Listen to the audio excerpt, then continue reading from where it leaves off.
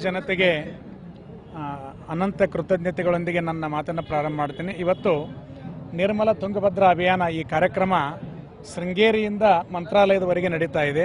ಇದು ಸಾವಿರಾರು ಹಳ್ಳಿ ಮೇಲೆ ಲಕ್ಷಾಂತರ ಜನರನ್ನು ಜಾಗೃತಿಗೊಳಿಸೋದು. ಯಾಕಂದರೆ ನಾವೆಲ್ಲರೂ ಆದ್ಯತೆಗಳನ್ನು ಬದಲಿ ಮಾಡ್ಕೋಬೇಕಾಗಿದೆ ಜೀವನದಲ್ಲಿ. ಎಲ್ಲರೂ ನಾವು ವೃತ್ತಿಯನ್ನು ಪ್ರವೃತ್ತಿಯನ್ನು ಹವ್ಯಾಸವಾಗಿಸ್ಕೊಂಡಿವಿ.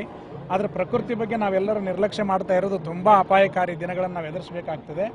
ನಮಗೆಲ್ಲ ನಮ್ಮ ಮುಂದಿನ ಪೀಳಿಗೆಗೆ ನಾವು ಮಾಡಬೇಕಾಗಿದ್ದು ಏನಂದ್ರೆ ಪ್ರಕೃತಿಯನ್ನು ಉಳಿಸಿಕೊಟ್ಟು ಹೋದ್ರೆ ಇದಕ್ಕಿಂತ ದೊಡ್ಡ ಪುಣ್ಯದ ಕೆಲಸ ಏನಿಲ್ಲ.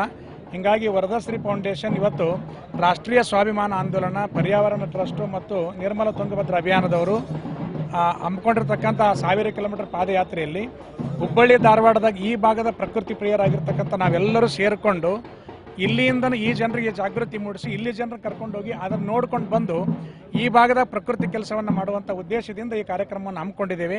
ಈ ಕಾರ್ಯಕ್ರಮಕ್ಕೆ ಇವತ್ತು ಈ ಭಾಗದ ಜನಪ್ರತಿನಿಧಿಗಳನ್ನು ಆದಿಯಾಗಿ ಮಠಾಧೀಶರು ಹಿಡ್ಕೊಂಡು ಜಾನಪದ ಕಲಾವಿದರು ಮತ್ತು ಸಮಾಜ ಚಿಂತಕರೆಲ್ಲ ಪಾಲ್ಗೊಂಡಿರೋದು ನಮ್ಮೆಲ್ಲರ ಸುದೈವ. ಈಗ 4 ಜಿಲ್ಲೆಯಿಂದ ಬಂದಿದ್ದಾರೆ. ನಿಡವಣಿ ಸರ್ ಸವದತ್ತಿಯಿಂದ ಬಂದರೆ, ನಮ್ಮ ಚನ್ನು ಹೊಸಮನಿ ಸರು, ಗುಜಮಾಗಡಿಯವರು, ಮೇಘರಾಜ್ ಕೆರೂರ್ ಅವರು ಸೇರಿಕೊಂಡು ಮಿಸ್ಕಿನ್ ಅವರು ನಮ್ಮ ಪ್ರಕೃತಿಗಾಗಿ ಕೆಲಸ ಮಾಡೋರು ಎಲ್ಲರೂ ಸೇರಿ ಕೆಲಸ ಮಾಡ್ತಾ ಇದ್ದೇವೆ. ನಿಮ್ಮೆಲ್ಲರ ಸಹಕಾರ ಬೆಂಬಲ ಇರಬೇಕು. ಮಾಧ್ಯಮದವರೆಲ್ಲ ಈ ಕಾರ್ಯಕ್ಕೆ ಬೆಂಬಲ ಕೊಟ್ಟಿದ್ದಕ್ಕೆ ನಿಮಗೂ ನಾನು ಕೃತಜ್ಞತೆ ಹೇಳ್ತೇನೆ. ಇದು 1000 ಕಿಲೋಮೀಟರ್ ಪಾದಯಾತ್ರೆ ಹೋದ ವರ್ಷ ಈಗಾಗಲೇ ನಾವು ಶೃಂಗೇರಿಯಿಂದ ಗಂಗಾವತಿಗೆ ಮುಗಿಸಿದ್ವಿ. ನಿನ್ನೆ ಗಂಗಾವತಿಯಿಂದ ಮಂತ್ರಾಲಯದವರೆಗೆ ಇದು ಕಾರ್ಯಕ್ರಮ ಚಾಲುವಾಗಿದೆ. ಸುಭಾಷ್ ಚಂದ್ರ ಬೋಸ್ರ ಮೊಮ್ಮಗಳು ಮತ್ತು water man of India Rajendra Singh ಅವರು ನಿನ್ನೆ ಇದಕ್ಕೆ ಚಾಲನೆ ಕೊಟ್ಟಿದ್ದಾರೆ. ಸುಮಾರು ಈ ಕಾರ್ಯಕ್ರಮದಾಗ 10 ರಿಂದ 15 ಲಕ್ಷ ಜನ ಪಾಲ್ಗೊಳ್ತಾರೆ. ಈಗ ನಾವು ಹೋಗ್ತಿರೋ ಕಾರ್ಯಕ್ರಮದಲ್ಲಿ 250-300 ಕಿಲೋಮೀಟರ್ ನಾವೇನು ಸಂಚಾರ ಮಾಡ್ತೀವಿ, ಅಲ್ಲಿ 10-15 ಲಕ್ಷ ಜನ ಇದರಿಂದ ಜಾಗೃತ ಆಗ್ತಾರೆ.